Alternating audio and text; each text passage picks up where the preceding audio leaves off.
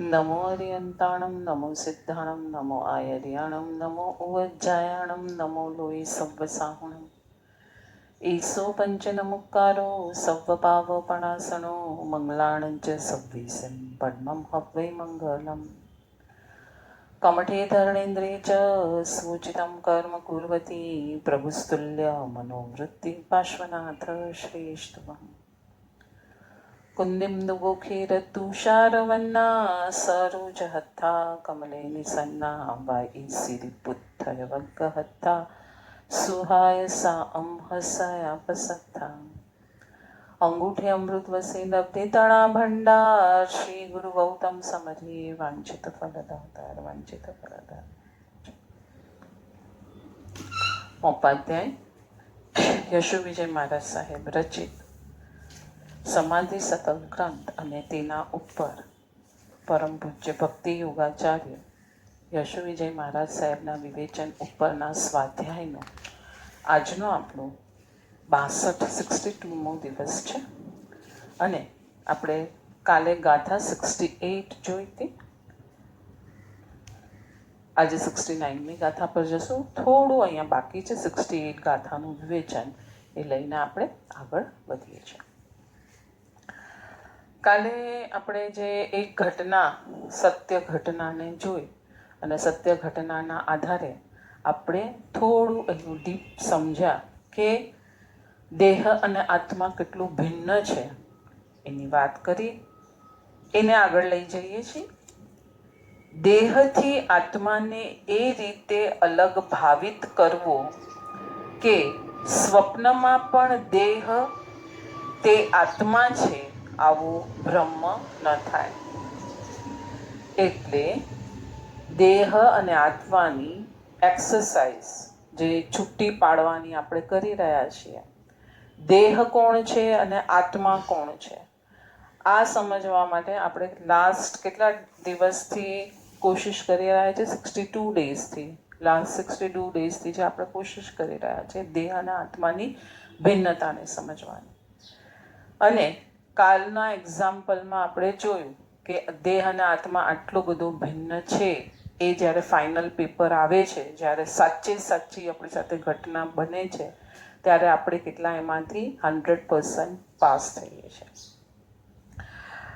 શરીર અને વસ્ત્ર એટલા અલગ છે એટલું જ અલગાપણો દેહ અને આત્મામાં છે. છતાં એ અલગાવ બિંદુ સ્પષ્ટ કેમ નથી બનતું? આપણે આ તો ખબર છે કે વસ્ત્ર બદલાવા છે તો વસ્ત્ર ઇઝીલી બદલાવી દઈએ છીએ અને નવા વસ્ત્ર પહેરતી વખતે આનંદ માણીએ છીએ. તો દેહ પણ એવો જ છે કે અત્યારે છૂટી જશે તો નવો દેહ મળશે તો ત્યારે કેમ આનંદ નથી થતો? ત્યારે કેમ એને દુઃખ થાય છે આ દેહ છોડવાનું? એની વાત કરે છે કે એ કેમ આટલું સ્પષ્ટ બનતું નથી? ત્યારે શ્રીપાલરાસની કડી યાદ આવે છે. સંશય નવી ભાંજે શ્રુત જ્ઞાને. બહુ ફાઇન કડી છે કે શ્રુત જ્ઞાન સંશયને ભીતરી અંધકારને દૂર કરી શકતું નથી. ભાવિ તથા અનુભૂતિ તેમાં ઉમેરાવી જોઈએ. શ્રુત જ્ઞાન એટલે પુસ્તકીય જ્ઞાન હું એમ નહીં કહીશ. શ્રુત જ્ઞાન જૈન દર્શનની રસ્તો બતાવતું જ્ઞાન એ શ્રુત જ્ઞાન છે. મતિ જ્ઞાન સમજા કેળવીએ, શ્રુત જ્ઞાન એને બરાબર સમજીએ. હવે સમજી તો લીધું, આખી મને રેસીપી તો આવડી ગઈ કે આ વસ્તુ મારે આમ બનાવવાની છે, એ થયું શ્રુત જ્ઞાન. પણ હું બનાવું જ નહીં તો? એટલે અહીંયા કીધું છે કે ભીતરી અંધકારને ફક્ત શ્રુત જ્ઞાન દૂર કરી શકતું નથી. એટલે ખાલી મને રેસીપી આવડે છે, રેસીપી બોલીશ તો પણ મારું પેટ ભરાતું નથી. જ્યારે હું એ રેસીપીને પ્રમાણે કંઈક બનાવીશ તો મારું પેટ એનાથી ભરાય છે. તો આ રીતે શ્રીપાલરાસની આ કડી અતિ સુંદર છે. સંશય નવી ભાંજે.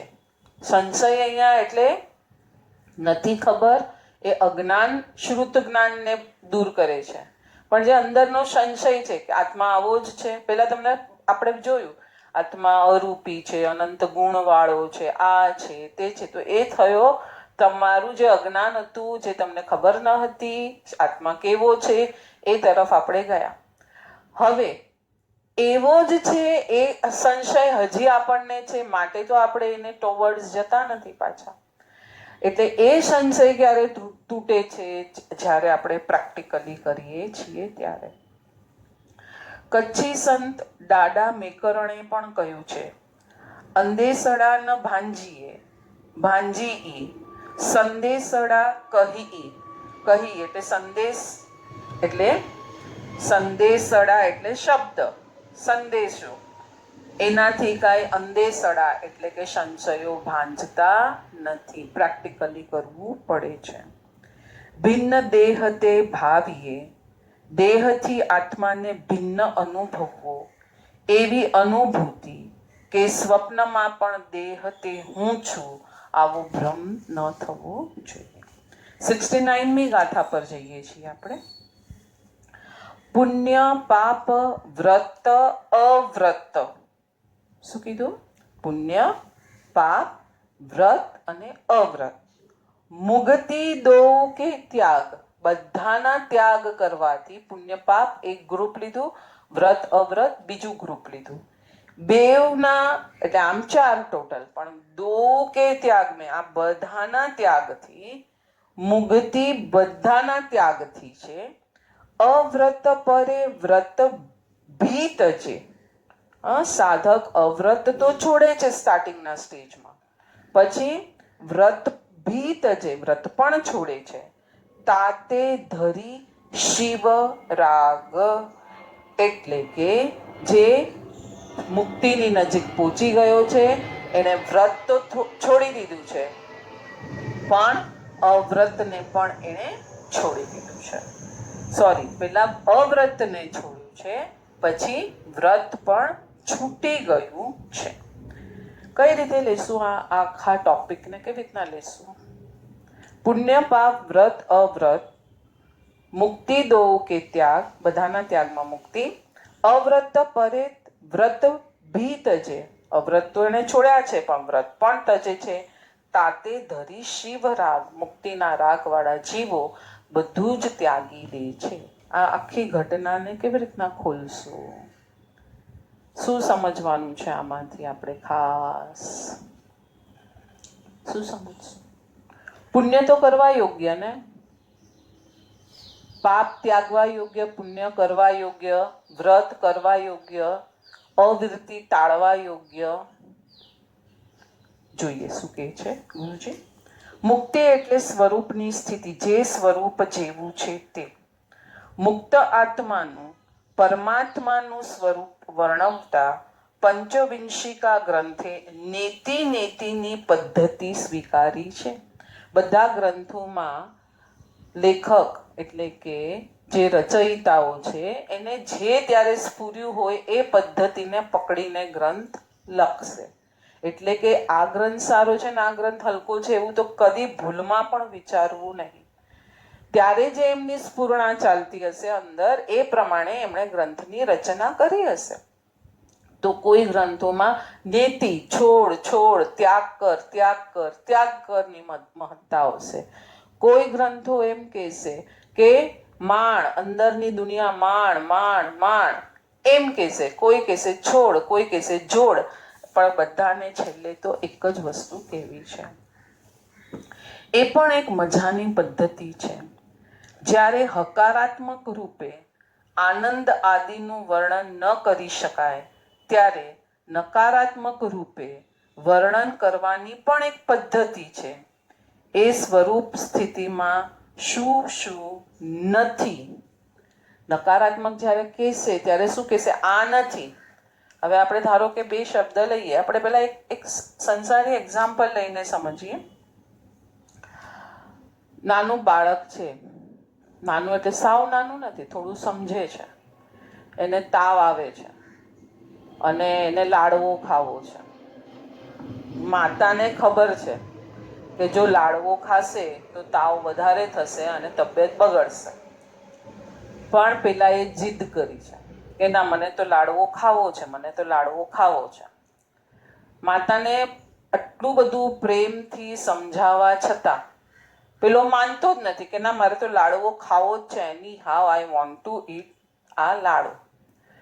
એટલું બધું માં એને અડધો કલાકથી સમજાવે છે કે બેટા તાવમાં લાડુ ના ખવાય, તારી તબિયત વધારે બગડશે, હમણાં છે એનાથી પણ વધારે તું દુઃખી થઈ જઈશ. માનતો જ નથી બાળક, માનતો જ નથી. માં શું કરશે? છેલ્લે કંટાળીને કહેશે એટલે આખો લાડવાનો ડબ્બો તું ખા. હા, એવું આમ પછાડીને ડબ્બો રાખ્યો બાળકની સામે અને કે ખાઈ લે, બધા જ ખાઈ લે, એક પણ ઓછો કરતો ઓછો ના ખાતો. આમાં 10 લાડુ છે ને બધા ખાઈ લે, તારે ખાવા જ છે ને, ખા ખા ખા. બાળક ખાશે? હવે એક પણ નહીં ખાય. કેમ? શું થયું? પેલા સમજાવતી હતી માં ત્યારે જીદ કરતો હતો. હવે જે એક પદ્ધતિથી માએ કીધું લે ખાઈ લે બધા, તો એ નથી ખાતો. એટલે બધી કથન પદ્ધતિઓ અલગ અલગ અલગ હોય છે. એમ અહીંયા કે સ્વરૂપમાં શું શું નથી એ એને સમજાવ્યું.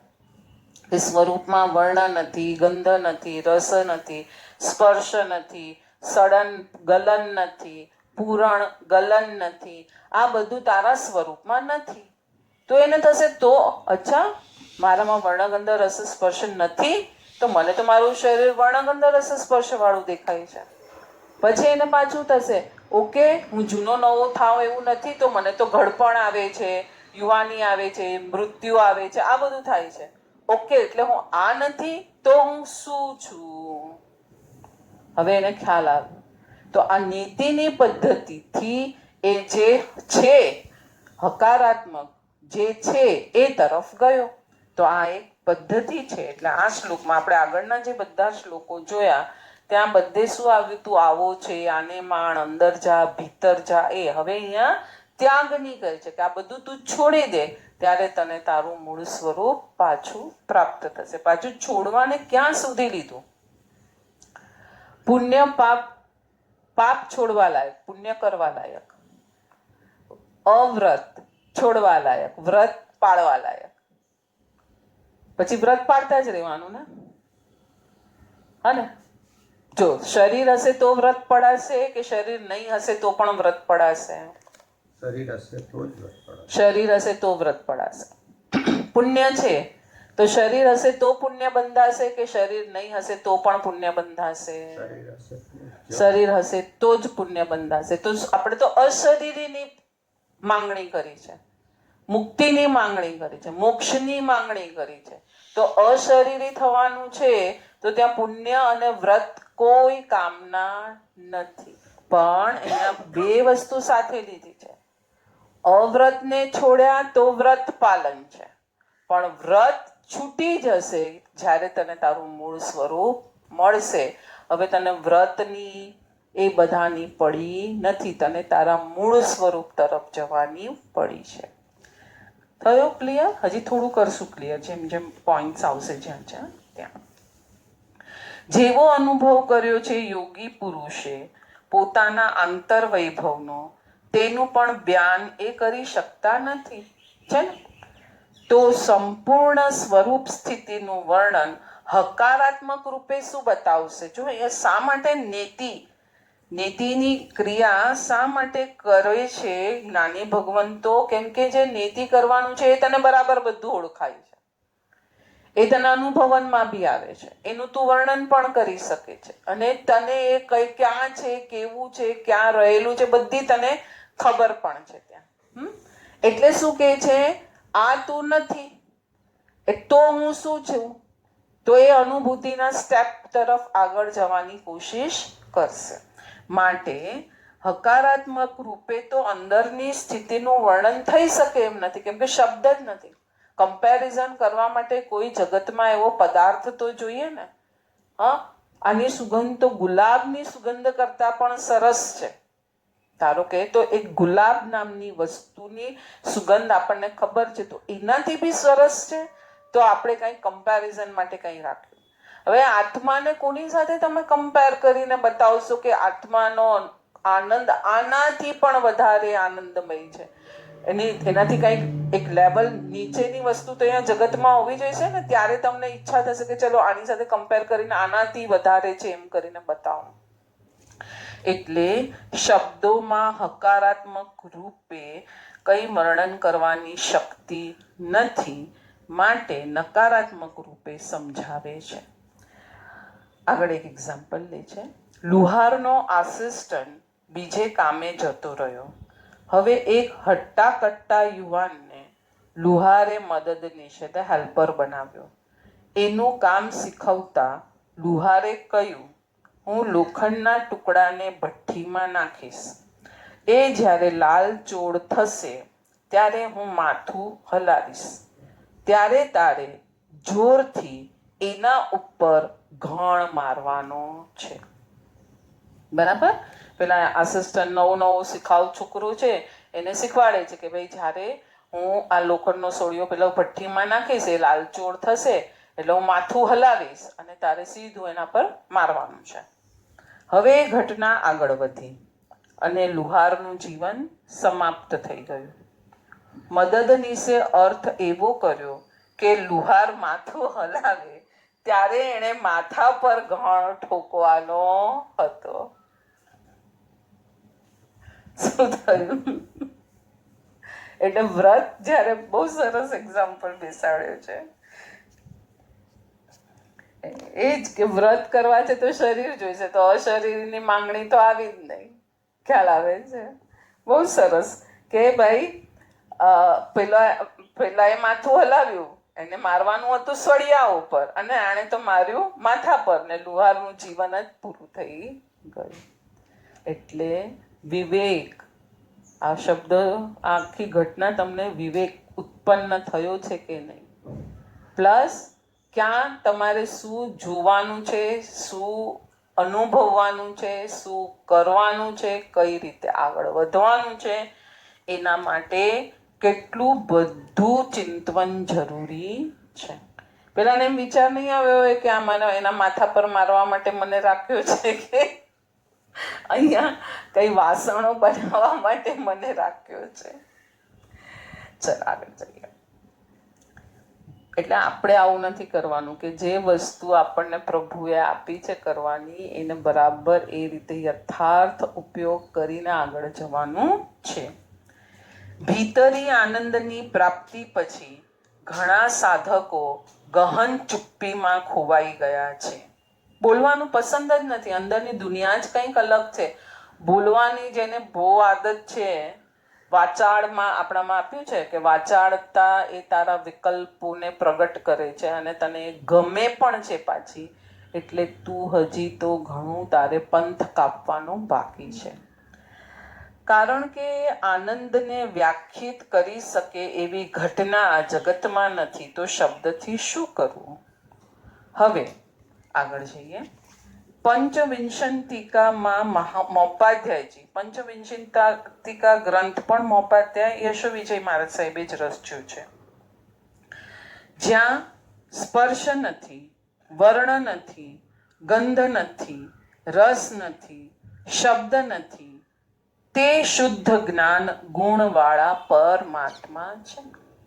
એટલે બે દુનિયા આપણે સામે લાવવી જ પડશે, બેવનો અભ્યાસ કરવો જ પડશે. બેનો અભ્યાસ કરશો તો તમને ખબર પડશે, તો તમને જોવું પડશે કે આ હું નથી જ, હું આ જ છું. આપણે શું કરીએ, અડધો આ અભ્યાસ કરીએ, અડધો આ અભ્યાસ કરીએ, પછી એનો મેચિંગ કરતા આપણને ના આવડે, ક્યાં કયા ગ્રંથમાં શેની મહત્તા છે, શું સમજાવવા માંગે છે, કઈ રીતે આગળ સાધનાને ખીચવા માંગે છે, કઈ રીતે આપણે એમાં ઇન્વોલ્વ થઈને આગળ જવું, આ આપણને કાંઈ ખબર જ ના પડે. એટલે શું થાય, ગડબડ. થોડું છોડીએ, થોડું ગ્રહણ કરીએ, થોડું છોડીએ, થોડું ગ્રહણ કરીએ, એમાં એકદમ ગડબડ થઈ જાય છે. એટલે જે ગ્રંથ જે કહેવા માંગે છે એના આર પાર સુધી જવું. અહીંયા શું કીધું કે તું વર્ણ નથી, તો કે ઓકે હું વર્ણ વગરનો છું, તો હું અત્યારે દેહધારીને મારા શરીરને કલર છે, તો એ કોણ છે? એ નાશવંત પૂતગલ છે. થઈ ગયું? કેમ કે આગળની જે ગાથા આપણને કનેક્ટ કરાવે છે કે તું દેહ પણ નથી, તો એ વ્રત વગેરેથી બી અહીંયા છોડાવવા માંગે છે ને, આપણને અહીંયા એન્ટ્રી કરાવી છે. તો હું સ્પર્શ છું? ના. આત્માને કોઈ સ્પર્શી શક્યું છે? ના. ગંધ છું? સુગંધ છે કોઈ આત્માની? ના. રસ છે, એનો કોઈ ટેસ્ટ છે? ના. એનો કોઈ રણકાર વાગે છે? આમ બે પૂતગલને તમે અફાડો, આપણે આ પેન્સિલ છે ને પેન્સિલને હું ડેસ્ક પર આમ અફાડું છું તો એક આવે છે અવાજ, તો બે આત્મા જ્યારે ભટકાય છે, જ્યારે ધારો કે મૃત્યુ થશે આપણું, ત્યારે આપણે એક આનું પૂર્વી નામકર્મ આપણને ખેંચીને આકાશ શ્રેણી પર લઈને જતું હશે, ત્યારે આપણો આત્મા ઘણા બધા આત્માઓ સાથે અફડાશે, તો ત્યાં અવાજ આવે છે, કોઈ રણકાર થાય છે એનો? ના. તો તું કોણ છે? તો હવે આપણને અંદર થાય તો હું છું કોણ? હું નથી આ, નથી આ, નથી આ, નથી આ. હવે એ પેલી હકારાત્મક ચીજ તરફ આગળ વધશે. નઈ પદ્ધતિ પોતાને અભિવ્યક્ત કરવામાં શબ્દો પર આધાર રાખે છે. હવે જો એ બહુ ફાઇન રીતે સમજાવે છે આપણને. નયો છે, કેટલા મૂળ 7 નય છે, પછી એના તો અસંખ્ય પ્રકાર પડે છે, દ્રવ્યથી ને પર્યાયથી ને ગુણથી ને આથી ને નિશ્ચયથી ને વ્યવહારથી ને ઘણા બધા નયો પડે છે. પણ આપણે એમાં મેન નય કોણ કઈ રીતે બને, નય બને કઈ રીતે, તો ત્યાં એક હાથીનું એક્ઝામ્પલ આપીને સમજાવવામાં, અનેકાંતવાદમાં બી સમજાવવામાં આવે છે, ઘણી બધી છે, પણ આપણે આ એક્ઝામ્પલ બહુ ઇઝી છે આપણા માટે સમજવું. કે 4 પ્રજ્ઞાચક્ષુને આંખ ઉપર પાટા બાંધી દીધા, હવે એને એક હાથી આપી દીધો, અને હાથીએ શું શબ્દથી વર્ણન કર્યું, હાથીનું વર્ણન પ્રજ્ઞાચક્ષુ જીવોએ શું કર્યું, થાંભલા જેવો છે, પૂંછડી જેવો છે, કાન જેવો છે, જાડો છે. તો આ નય પણ શું કરે છે? જે નયો છે, નિશ્ચય નહીં આમ કે છે, વ્યવહાર નહીં આમ કે છે, પર્યાય આમ કે છે, દ્રવ્ય આમ કે છે. તો આ બધું શું છે? શબ્દથી આખી ઘટનાઓનું વર્ણન કરવાનું છે. એટલે નયને જ્યારે તમારે પ્રેઝન્ટ કરવો હશે ત્યારે તમારી પાસે શ્રુત જોઈશે. બરાબર? હવે આત્માને અનુભવ કરવો છે, જે આગળ બી આપણે એ જ લીધું. આત્માને અનુભવ કરવો છે તેના માટે તમને શ્રુત જ્ઞાન જોઈએ છે? હવે ના. શ્રુત જ્ઞાન તો દીવાદાંડી જેવું છે, શાસ્ત્ર જ્ઞાન તો દીવાદાંડી જેવું છે. એણે તને આખી વસ્તુની ઓળખ આપી દીધી. મત દરિયે તારી નૈયા હાલક ડોલક થઈ રહી છે, તો દીવાદાંડીનું પોલ છે, તો એ પોલ તને બતાવે છે કે હવે તારે આ ડાયરેક્શનમાં તું જશે તો તને સાચો ડેસ્ટિની મળી જશે. તો હવે શાસ્ત્ર તને દીવાદાંડીનો પોલ છે, ચાલવું તો તારે પડશે હવે. એટલે નયે તને બધી વસ્તુનું એંગલ, એસ્પેક્ટ શું છે, કેવી રીતના છે એ બતાવ્યું. પછી આપણે નયના ઝઘડામાં પડી જઈએ, શબ્દના ઝઘડામાં પડી જઈએ. નિશ્ચય આમ કે છે ને વ્યવહાર આમ કે છે ને આમ કે છે ને, કઈ નહીં. બંને પ્રભુએ બે નયને સ્પેર તો પ્રભુ ખાલી નિશ્ચય નય જ બતાવત, નહીં તો ખાલી વ્યવહાર નય જ બતાવો. પ્રભુએ બધા નય બતાવ્યા છે શેના માટે? તારા પ્રોગ્રેસ માટે. નય આપણો પ્રોગ્રેસ ચાર્ટ છે. બરાબર છે? પહેલો નય જે સંગ્રહ નય છે, નયગમ નય છે. આ બધા નયો શું છે? કે બેઝિક કક્ષાના બધા સાધકો આવા હશે. પછી હવે તારો આટલો પ્રોગ્રેસ થયો છે તો તું વ્યવહાર પ્રમાણે વર્તે છે, તો વ્યવહાર નહીં. પછી હમણાં પ્રેઝન્ટમાં તને તું શેના માટે ક્રિયા કરે છે તને ખબર છે, તો રુજુસૂત્ર નહીં. હવે તને સમ્યક દર્શન, એમ આગળ આગળ આગળ આગળ એવમભૂત નહીં, પણ એ શબ્દથી વર્ણન કરે છે. હવે સિદ્ધ ભગવંતમાં કયો નહીં લગાડશું આપણે? કોઈ બી નહીં. નયાતીત થઈ ગયા, નયથી અતીત થઈ ગયા. એટલે નય પદ્ધતિ ફક્ત શબ્દોને પ્રેઝન્ટ કરવા માટે, સાધનાને પ્રેઝન્ટ કરવા માટે, આત્માની અત્યારે કઈ અવસ્થા છે તારી એ પ્રેઝન્ટ કરવા માટે છે, ન કે વાદ વિવાદ કરવા માટે. નય દ્રષ્ટિ જ્યારે પરમાત્માનું વર્ણન આપશે ત્યારે એમાં શબ્દાલુતા હશે. શબ્દ હશે, શબ્દ વગર કઈ રીતે તમે વર્ણન કરશો? કઈ રીતે આપણને સમજાશે? પણ સામી બાજુ, હવે આ બહુ ફાઇન છે, જુઓ. જ્યારે પરમાત્માનું વર્ણન થશે ત્યારે શબ્દ હશે. હવે સામી બાજુ પરમાત્માનું નિર્વિકલ્પ રૂપ માત્ર અનુભવ ગમ્ય છે, જ્યાં શબ્દોની પહોંચ નથી. આરીસો છે, આ અત્યારે આપણી આ ક્લિપ શૂટ થઈ રહી છે, એમાં હું આબેહૂબ જ દેખાઉં છું. જેવું મેં હમણાં કપડાં વ્હાઈટ પહેર્યા છે, માઇક પહેર્યું છે, જે બી છે ઘટના એ એઝ ઇટ ઇઝ રેકોર્ડ થઈ રહી છે. તો એ શું છે? પ્રતિબિંબ છે કે સત્ય છે, સાચું છે. સત્ય નથી ને. કોઈ એમાં બદલાવ કરવાનો કોશિશ કરશે કે ઓ ભાવનાબેનનું કદાચ આ વાળ નથી ઓળે, લાવો હું એમાં વાળ ઓળી કાઢું. Is it possible? કે હા ચાંદલો કરવાનું ભૂલી ગયા છે, લાવો આપણે ચાંદલો કરી નાખે તો બધી ક્લિપમાં ચાંદલો દેખાશે. Is it possible? પોસિબલ જ નથી. એટલે કે મૂળ સ્વરૂપ ક્યાં છે? ભિન્ન છે. આ તો પ્રતિબિંબિત થયેલું સ્વરૂપ છે. આટલું ક્લિયર થયું? હવે જે મૂળ સ્વરૂપ છે એમાં જેને ચેન્જ કરવો હોય તો એ મૂળ સ્વરૂપ જ કરી શકશે. હું ચાંદલો ભૂલી ગઈ છું તો હું જ કરી શકીશ, બીજું કોઈ કરી શકશે નહીં. ક્લિપની અત્યારે આપણે જે દ્રષ્ટિએ વાત કરીએ છીએ એ દ્રષ્ટિએ કોઈ કરી શકશે ક્લિપમાં ચાંદલો? હવે આજનું જે ગ્રાફિક કે એ બધું છે એ અલગ વસ્તુ છે, આપણે એ ટોપિક સુધી નથી જતા, પણ કોઈ કરી શકે? નથી કરી શકવાનું. બરાબર છે? હવે અહીંયા આપણે આગળ જઈએ. અહીંયા હું જે છું ને અહીંયા જે પ્રતિબિંબ થઈ રહેલું છે, બંને દેખાય છે સરખું, બંનેના ગુણ અલગ છે, બંનેના કાર્ય અલગ ચાલી રહ્યા છે, બંને વસ્તુ અલગ થઈ ગઈ છે. આ પ્રતિબિંબ છે. તો એમ આપણા આત્મામાં બધી વસ્તુઓ પ્રતિબિંબિત થઈ રહી છે, વસ્તુ સ્વરૂપે ભિન્ન પડી છે. હવે આપણે શું કરીએ છીએ? આપણે પ્રતિબિંબ જે વસ્તુ થઈ રહી છે એને બદલાવાની કોશિશ કરીએ છીએ કે ને? પ્રભુ એને જ અજ્ઞાન કીધું, એને જ મિથ્યાત્વ કીધું.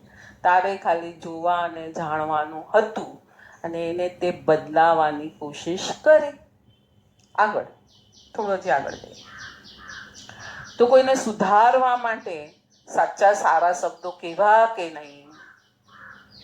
આવશે ને ક્વેશ્ચન્સ ઘણા બધા. હજી તો આપણે તો એક બે લીધા, 50 સવાલ આવશે. એક બે નહીં આવે, 50 આવશે. તો રોટલી કરવી કે નહીં જમાડવા માટે? કેમ કે આમાં તો પ્રતિબિંબમાં ઘઉં લોટ આ બધું દેખાય છે, અને તમે ભાવનાબેન એવું શીખવાડ કે તું ત્યાં કાંઈ બદલાવ કરી શકતી નથી, તો હવે મારે રોટલી વણવી કે નહીં? ખ્યાલ આવે છે? નિમિત્ત નૈમિત્તિક ત્યાં ઊભું રહેશે. કર્તાપણું તોડશો તો મોક્ષ માર્ગ છે. અને કાર્ય મારું મારામાં, હું મારું જ કાર્ય કરી શકું, બીજું કોઈ મારું કાર્ય કરી શકે નહીં. હું ચાંદલો કરવાનું ભૂલી ગઈ છું તો હું જ ચાંદલો કરી શકું. તો મારામાં મિથ્યાત્વ, અવ્યક્તિ, કશાય, યોગ એ સંયોગ સંબંધથી આવીને બેઠા છે.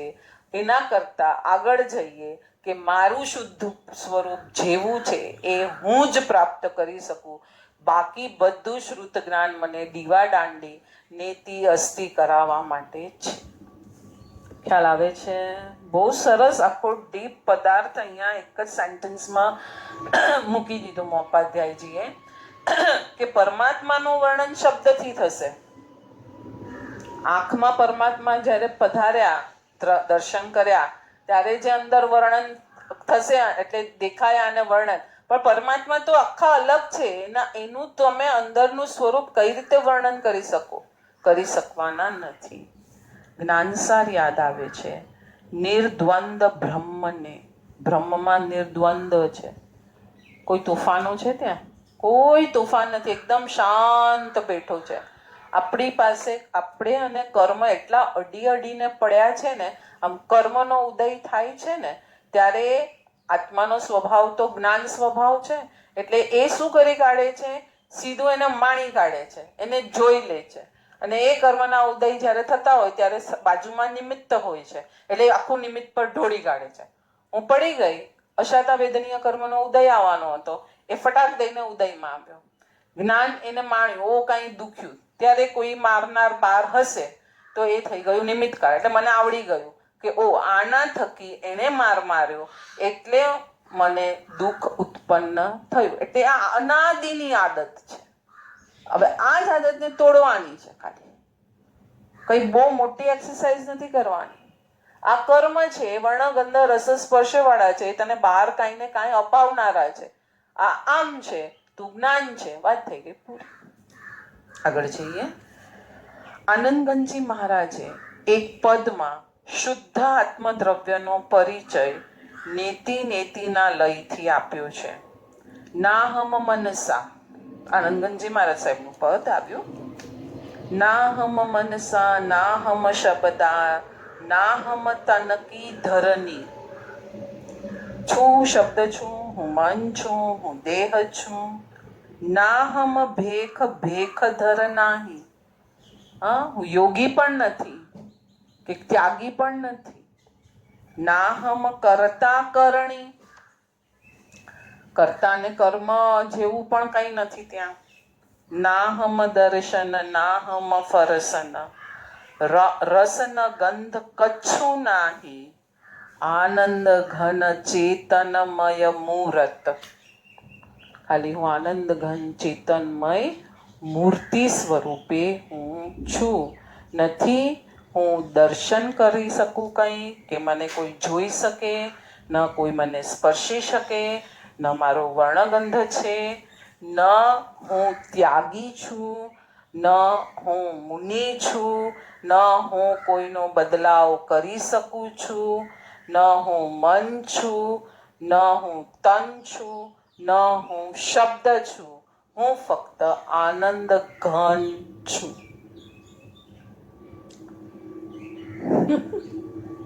એટલી ફાઇન વસ્તુ કીધી અહીંયા. નિર્ગ્રંથ છું, હું નિર્ગ્રંથ છું. ના, મારામાં ગ્રંથિ જ નથી. મૂળ સ્વરૂપે હું શુદ્ધ જ પડ્યો છું અંદર. તો ગ્રંથિ આવી ક્યાંથી? કાયમ જ હું નિર્ગ્રંથ છું. પછી ખાલી શબ્દ સમજાવવાના પ્રોસિજરમાં લે છે કે તું નિર્ગ્રંથ છે. ખ્યાલ આવે છે? દેહધારી છે તો દેહને વર્ણગંધ રસ સ્પર્શ છે, તને નથી. મુનિ પણ મળ્યું તો એ દેહની આ અવસ્થામાં તારા જે ગુણો ખુલ્યા છે એને નામ મળ્યું કે આને મુનિ કહેવાય, આને શ્રાવક કહેવાય, આને મિથ્યાત્વી કહેવાય, આને અવિરતિ કહેવાય. ગુણસ્થાનકના નામો શેનાથી પડ્યા? જીવની પોતાના પ્રોગ્રેસિવ સ્ટેજથી પડ્યા છે ગુણસ્થાનકના નામો. ત્યાં જીવને બતાવે છે. આપણે ગુણસ્થાનકને ભણી જઈએ છીએ, જીવ પર તો દ્રષ્ટિ જ નથી જતી આપણે. અત્યારે એ પહેલા કદી નતું કર્યું એવું કાર્ય કરવા જઈ રહ્યો છે. શ્રેણી માંડવાનું આખા ભવચક્ર, આટલા મિલિયન એન્ડ મિલિયન યર્સના ભવોમાં એણે કોઈ દિવસ આવો અધ્યવસાય નતો કર્યો કે હવે શ્રેણી માંડવા માટે એલિજિબલ થયો. એટલે એ જીવની અવસ્થાને અપૂર્વ કરણ ગુણસ્થાનક નામ મળ્યું. તો આપણે તો અપૂર્વ કરણ એટલે શું? ત્યાં કેટલા કર્મ છેદાય, કેટલા બંધ થાય, કેટલા માઇનસ થાય, કેટલા પ્લસ થાય, ત્યાં શું થાય એમાં જઈએ. જીવ તો એક બાજુ રહી ગયો. એટલે આપણે આખી પૂતગલની દુનિયાને કર્મગ્રંથથી ભણીએ, પણ જીવને કેમ ભૂલી જાઓ છો? જીવ છે તો કર્મ ગુણસ્થાનક બતાવવા માટે એલિજિબલ છે. જીવ જ ના હોત, જીવને જ આખો જીરો કરી નાખ્યો 14મા અયોગી ગુણસ્થાનકે. હવે કયું ગુણસ્થાનક બતાવશો?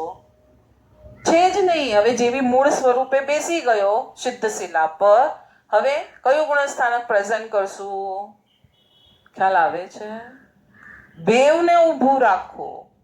કર્મગ્રંથમાં આને પણ ઊભું રાખો અને આને, કેમ કે જીવના પ્રકારો જેવા જેવા અધ્યવસાય સ્થાનના પડશે, ચેન્જિંગ થશે, એવી રીતના ગુણસ્થાનક મળશે. ખ્યાલ આવ્યો? જ્યોતિર્મય આત્મા, અજ્યોતિર્મય પૌદ્ગલિક સંઘટના. યાદ આવે શીતલનાથ પ્રભુનું સ્તવન, જ્યોતિષુ જ્યોત મિલત જબ ધ્યાવે, હોવત નહીં તબ ન્યારા. જ્યોતિર્મય પરમાત્માનું ધ્યાન કરવું છે તો સી રીતે કરવું? તો કે જ્યોતિર્મય બનીને જ્યોતિર્મયનું ધ્યાન કરવું, એ વિધિ અહીં બતાવવામાં આવી છે. આજે આપણે અહીંયા વિરામ લઈશું. કાલે થોડું હજી આને લઈશું, આનંદગંજીને થોડા માણશું કાલે પણ, અને પછી આગળ 70મી ગાથામાં કાલે જશું. જીનાજ્ઞા વિરુદ્ધ કાંઈ પણ બોલાયો હોય તો મિચ્છામિ દુક્કડમ. સર્વ સાધકો સાધા માણસો બધાની સાધના સારી ચાલતી હશે. યુટ્યુબ અમારી ચેનલ સ્વાધ્યાય બાય ભાવના જી, એના પર પણ આપણી આ બધી ક્લિપો હોય છે.